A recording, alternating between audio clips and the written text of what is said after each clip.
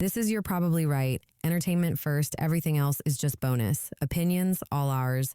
Sometimes backed by research, but never the final word. There are always exceptions, so take it with a grain of salt and a slight dusting of chili powder. That's the fight and the fright, we're searching for truth. The quiet answer stays inside. You are probably right, it cuts but it heals, it stings but it feels. You are probably right, I'm born to the cure, the pain in my soul. From gliding to ignite, we're finding the way. From biting to inside, where shadows give way. You are clouded alive. Hey, what's up, y'all? It's MCM, and you're listening to You're Probably Right. Remember, for entertainment purposes only. I don't profess to be a professor of anything. Anyhow, today's episode is 244, I believe. And the title would be Stop Playing Games. Why Pulling Back Isn't Power, It's Avoidance. And that's exactly what you're trying to hopefully avoid. Anyway, follow me for a sec. Everybody's saying it. TikTok, Instagram, dating podcasts. You've heard the same advice 1,000 times. Have you listened? You've probably tried and probably fallen back to whatever you would normally do because that's your character and that's who you are. And you can follow these things for so long, I think. And eventually you fall back into being whoever you are in reality. I mean, you could put yourself through some sort of a military training on behavior of how to get people to treat you another way. But wouldn't you prefer just to be who you are and just simply to remember to communicate? That's just a question. Anyhow, you know what they say, pull back your energy, right? Let them miss you. All sounds like games to me, but whatever. Because it's not what you naturally resort to doing. You know what I mean? Like, the reason why you don't pull back your energy is because it's not what you want to do. It's not what you're naturally doing, being yourself, right? Or letting them miss you. Although you want to talk to them, you're going to let them miss you to teach them a lesson. Although we say it's not manipulation, isn't it? Withdraw your presence, or my personal favorite, let silence speak for you. Let me just ask you guys a question. What does silence really say? Silence says nothing. If you're basically just, being manipulative. You're just saying, okay, well, I really want to talk to this person, but because I don't feel they're treating me right, I'm just going to go quiet for a while and teach them a lesson. I mean, in essence, that's what you're doing. Whether people want to frame it in a different way, it's exactly what you're doing. The idea is, if someone treats you like a backup option, you should remove your attention and see what they do, right? Supposedly, this makes them value you more. But let me ask you this. Since when did emotional withdrawal become a sign of strength? And we all strive to be stronger, right? That's why we learn. That's why we read. That's why we have conversations. That's why we go through exercises. That's why we work out. It's to become stronger, right? I know why this advice is popular, though. It's clean. It's catchy. It puts you in the power seat without risking vulnerability. But I'm here to challenge that idea head on, because real life doesn't work like a viral clip. And there's so many viral clips out there. I mean, you could watch, 30-second clips on different platforms all day and hear the most profound, amazing expressions of how to go about or do it yourself. But for some reason, it's like information overload. Have you ever felt that way? You've been on TikTok and every 3 or 5 videos seem like, oh, wow, this is groundbreaking. But yet you're back there tomorrow, groundbreaking again. Nothing's broken any ground. But you've heard the ideas. You might even shared a few of the ideas. But for some reason, it still doesn't work. Is it that you're thick? Or is it just that there's so much information that it's out here making you sick? Didn't rhyme that on purpose. If someone's treating you like a placeholder, right?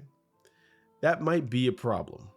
But pretending to vanish until they notice you, that's like being at home with your friends and something goes left and you go hide behind the long curtain by the window and nobody can find you because you're not getting your way. Or it's like taking your ball and going home because you've been beaten every which way but was it every which way but loose?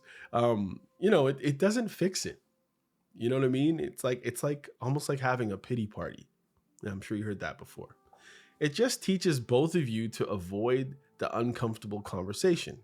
Hey, give me a chance. Let me get a word in, or treat me better. This is where maturity steps in. Instead of going ghost, try this. I've been feeling like I'm more invested than you are. Can we talk about that? No drama, no manipulation, no games. That's the real power.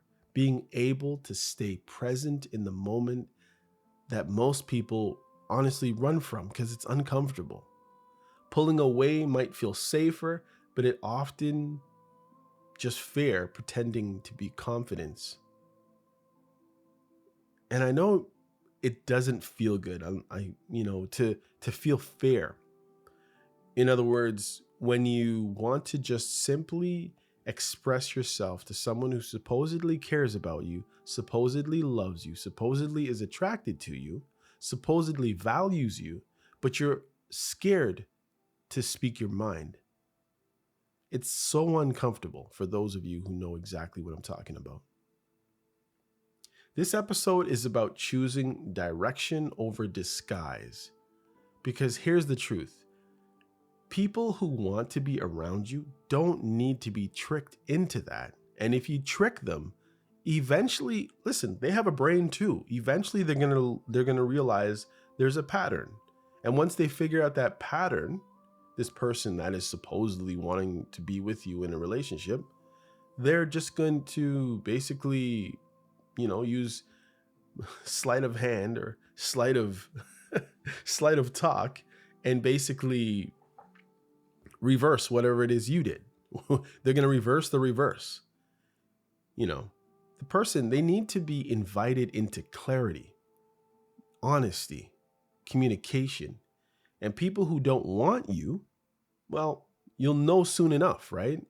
But let's stop worshiping silence and call, avoidance, really what it is, emotional immaturity, and that's basically just what it is.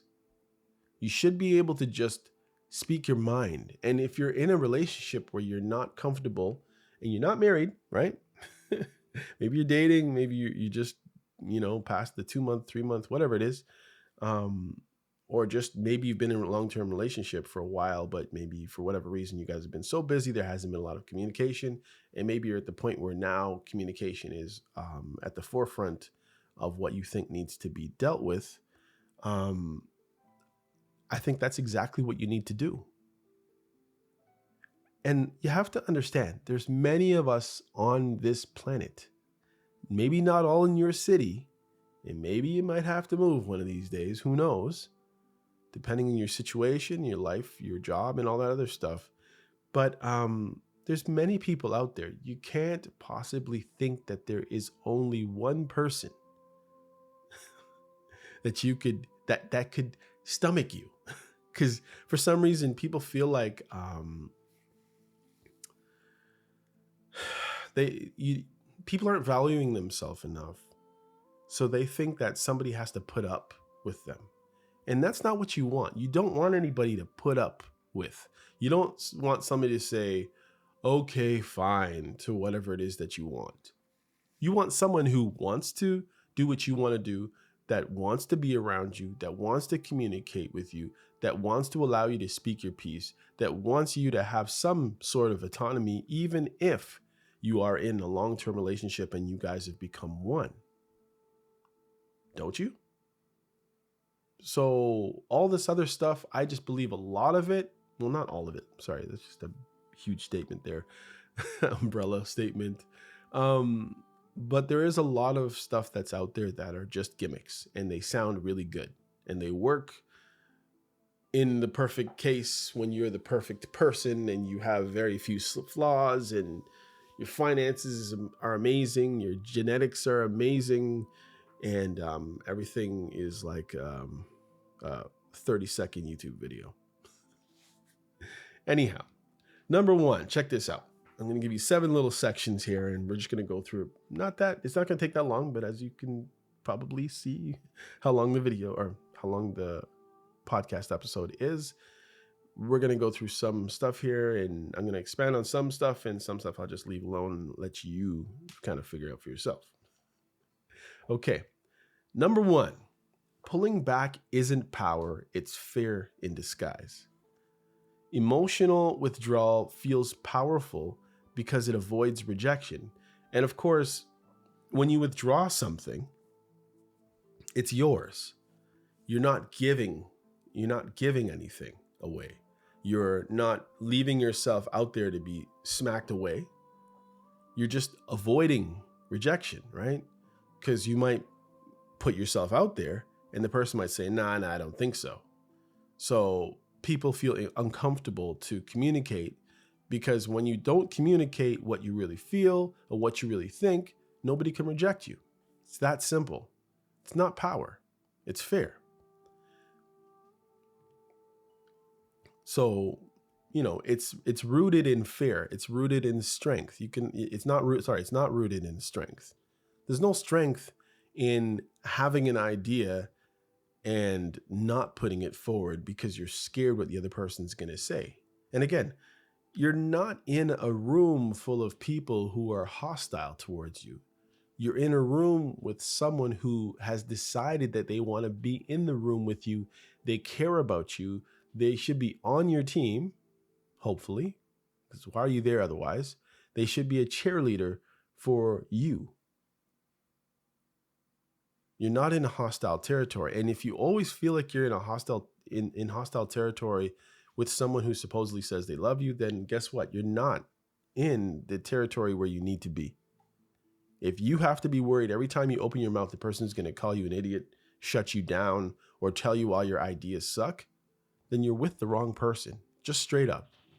And remember, I'm not talking about marriages. I don't expect you to break up your marriage because you've been treated this way. No, it's time for you to start speaking up for yourself and bringing understanding and wisdom to your conversations, and being able to and start learning to back up your points. Because the reality is, many of us are in relationships with people who are smarter and who are better wordsmiths and more intelligent and have a bigger vocabulary. Matter of fact, a complicated vocabulary. And some of these people will throw words in there just to throw you off on your game, even if they know that you're right in their heart. They might just be more apt at winning a conversation on whatever topic. But the best thing I can say for you is just to be honest. And don't let fear rule you. Number 2, uncertainty doesn't equal value. Pop psychology says, if they're unsure about your availability, they'll value you more, right? So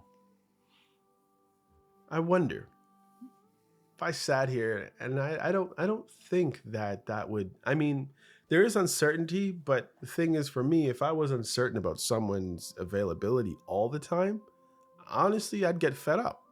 Because I think at some level, if you're in a relationship with someone, some things need to be certain. I need to know that you're really going to be off on Saturday so we can spend some time together. It can't be like I'm all tizzic and wondering, am I spending the weekend by myself, or am I spending the weekend with you, because everything's uncertain.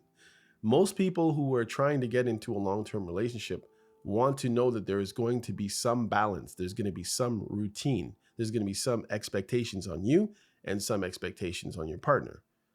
Now, just trying to keep the person off balance, I think, is what people are encouraging people to do. when they believe that they've been mistreated, rather than just communicating that they've been mistreated, letting them know that it actually hurts, or letting them know that you're not comfortable being treated a certain way. That's not connection. It's scarcity-driven dopamine, right? The person needs another hit of you. So if they expect you, to call, you don't call. They expect you to answer a text, you don't answer the text, or let me hold on for 35 minutes. It's not who you are. You want to communicate. You want to be in connection with the person. Do you understand what people are telling? And everybody's being told to do this. Anybody can look up the information. So it's not like you have some great secret. And I think eventually you just play relationship judo with your loved one. Love isn't built on confusion. It's built on security and understanding or clarity, right? And you can't feel secure, and they're not going to feel secure if you have them guessing all the time. And I mean, if that's what you need to spice things up, then you're with the wrong person anyway. You're just giving them dopamine hits, and that's why they're around. And when everything sloughs off, or when you don't have the energy to play these games, then what happens? If they were going to leave, they were going to leave. Right. And they'll probably leave. Anyway, communication is the real test. Hear that? Communication is the real test. If you feel benched, speak, right? And, they say, that's one of those buzzwords these days. I feel like he's benched me. I feel like she's benched me.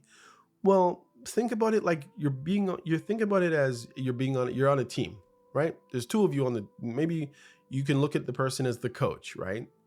And let's just say you're playing basketball and you don't seem like you're getting any play, right? What's the natural thing to do? The natural thing to do, instead of just complaining and pouting and, throwing fits, wouldn't it be just better just to talk to the other person? Or if you're on a team, talk to the coach and say, hey, coach, I feel like you just kind of pushed me over here, and I think I have something to add. I think I have something to say. I think I have something to offer. I need a chance. Are you going to give me that chance, or should I be looking to be on another team? Got it? If you're straightforward and the person values you, what are they going to do? They're going to treat you different. It's only natural, and I believe that's what you want, no? If they're vague or inconsistent after you name your feelings, then you've got your answer. Let me tell you again. If they're vague and inconsistent after you've named and told them exactly what you're feeling and how you feel about what's happening and how they're treating you, and they're going to continue, or they don't embrace what you're saying, then they're telling you how they feel about you from their heart, not through some tricks, some sleight of hand. But if you never ask, all you're doing is testing someone who doesn't know that they're being tested. Let them know. You care. And guess what? You're not only auditioning to be on their team, but guess what? They're auditioning to be on your team with you because you have value. And these little tricks that people try to teach us to use in these situations, relationships, they're just tricks. When really the main thing that you need to do is talk out the issue. Communicate where you are. Communicate how you feel. Communicate if they're the ones that are responsible for treating you a certain way. I know you can teach people how to treat you. And I believe the best way that you can teach anybody anything is through communication. Not moves, not silence, not withholding love and all that. 4, withholding is a game. It's not a standard. Disappearing to see if they care is performative and it's childish. And I know you know what I mean.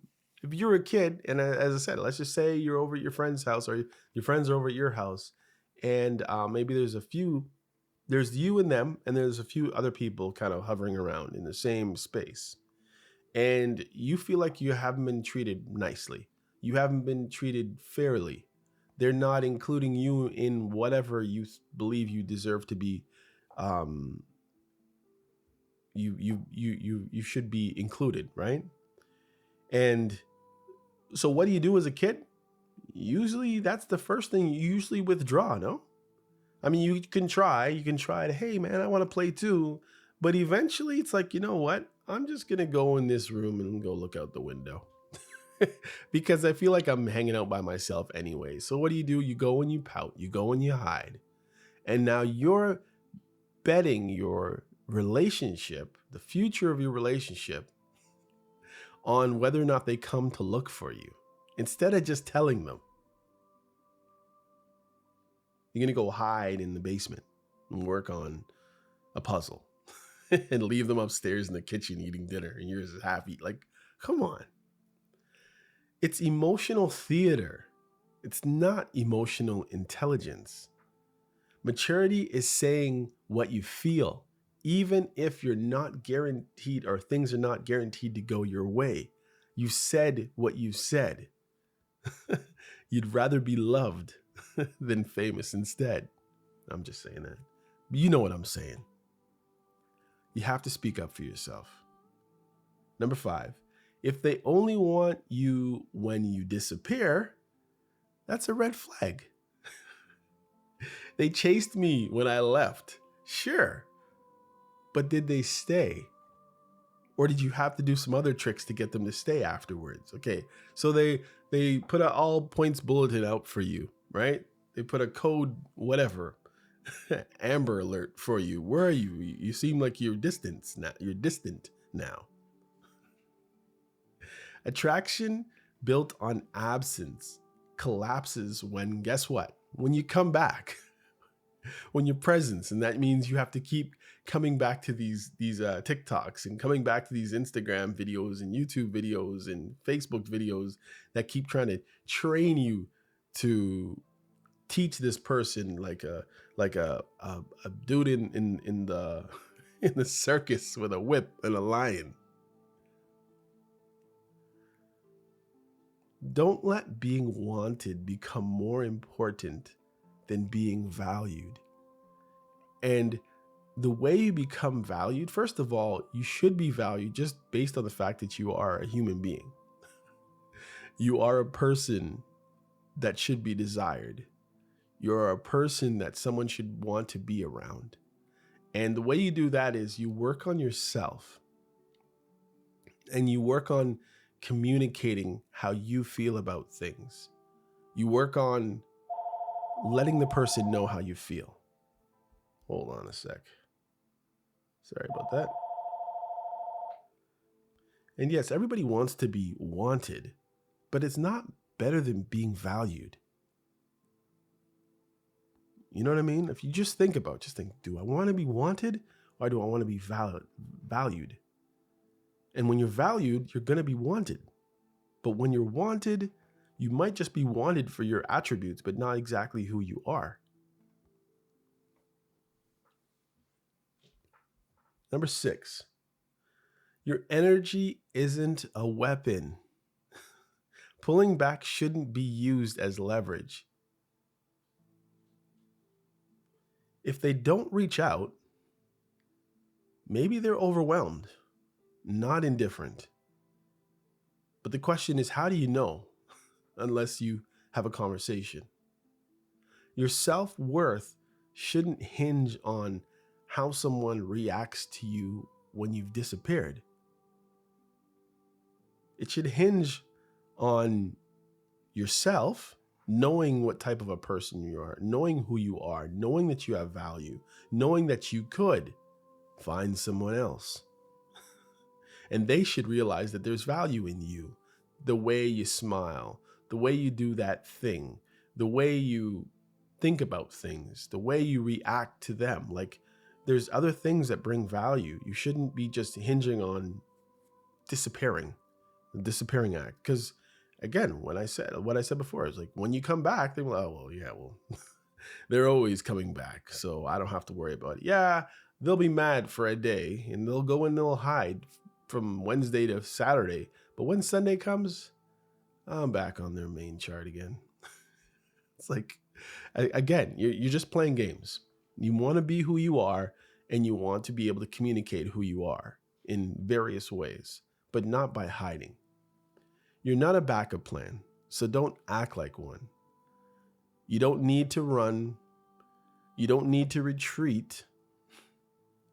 You need to ask. You need to clarify. You need to decide from a place of grounded confidence, not wounded pride, so I'm going to hide. Hope you're following me. This is a short one today. This world has romanticized distance and detachment. It's made silence look like a noble, or make it look like it's noble. A retreat, they've made it to look like it's being strong. But that's not how healthy relationships actually work in the long run. Real connection takes risks. And sometimes that means saying things that make your voice shake, your confidence shake, your very being shake. But if you always pull back, you're not teaching them a lesson. You're avoiding being yourself. You're putting out a mirage, and you're putting on or putting out a facade for the person to know that basically I'm going to invisibly hand slap you if you don't treat me right, rather than talking about it, putting the person not necessarily in their place, but in their place as far as it concerns who you are and what you deserve and how you feel you deserve to be treated. You are not someone's placeholder, okay? Please don't believe that. Even if they've broken you down and you feel that way, you're not a placeholder. You're not a strategy or a test or a trick. You're a whole person. And the people who are meant to walk with you won't need to be confused or tricked into carrying you. They'll show up when you speak, not just when you disappear. As a matter of fact, they'll probably show up when you whisper. So the next time someone makes you feel like an optional choice, don't run, don't hide, speak. That's how you take your power back if you believe it's been taken from you in the first place. And if they don't respond, then at least you know, without having to turn your heart into some sort of a game show. Hopefully you're following me, and hopefully you got what I'm saying. Learn to be yourself. If they don't want you when you're yourself, then who are they going to want? Some apparition of your mind, some apparition from some person on TikTok who's single or who's been in 50 relationships and can't keep a man or a woman? Be yourself. It's easier. It's easier being honest. So, in other words, if you want to continue playing games, you're in a relationship or you're just getting into a relationship, it's a few months in or maybe a couple years in, and you realize that you don't feel like you've been treated properly, and at the same time, you also realize that you haven't communicated how you really feel. Maybe if you want to do it the easy way or the easier way, you have a sit down, maybe at a nice meal or whatever it is, or maybe just a walk, and just say, how do you feel about me? How do you feel about my opinions to things? Do you feel like I'm always wrong about everything? Like, you can have a conversation if you don't want to put it out right out there, because eventually in this conversation or in these conversations, you're going to have to find space for yourself to communicate. I'm telling you, it's better than just pulling back your presence every once in a while when you believe that they've passed their place, when you believe that they've overlooked you. And if you believe you're being overlooked, right, then maybe it's time for you to wave your hand and say, hey, I'm a person, and I don't believe you're treating me correctly in the way that you're talking to me, in the time and the space that you're finding for me. And really, at the end of the day, if you're going to pull back, I wouldn't encourage you just to think you're going to pull back for a week, pull back for a night. I think you need to pull back totally if that's the case. Otherwise, there needs to be some sort of conversation. Speak your truth, as they say, but I don't think there is your truth. I think there's just the truth. I think anything that you put before the word truth perverts it, and it's not really truth. You know, people say there's two sides or three sides to an argument, right? Your side, their side, and the truth. I think you should be aiming for the truth. Anyhow, I will cut it off here. Thanks for coming out. Please, please, please, please, please follow me. Just click the follow button. If you've heard something here or something on another episode that's, piqued your interest, and you appreciate the fact that I'm sitting here with you and it's not my AI voice, and it's not some words that came out of somebody else's book, and I'm not going along with society's, wherever society's going right now. I'm hoping that these episodes are evergreen in your eyes. And if it's not totally for you, maybe you know somebody, maybe thinking about this or listening to my words, you're thinking about a person who's going through a lot of turmoil and trouble in their relationship, and they haven't gone about it in the correct way that works for them. I'm just saying, please pass it on. Please share it. I don't care where you share it anywhere. And hopefully it can help what I'm doing here. I don't get any support from anybody else. This is all me. Everything is curated by me, including the little background music you hear in the background and the music that you heard at the beginning of the show. It's all me. Thankfully, we have lots of tools that we can create for ourselves to do whatever we want to do. And I'm hoping that when I do a little bit more, I can figure out another way to do certain things. But until then, this is how I'm doing it. Again, I appreciate you coming out and spending this time with me. Take care of yourself. This is MCM signing off, and you're listening to You're Probably Right. Take care.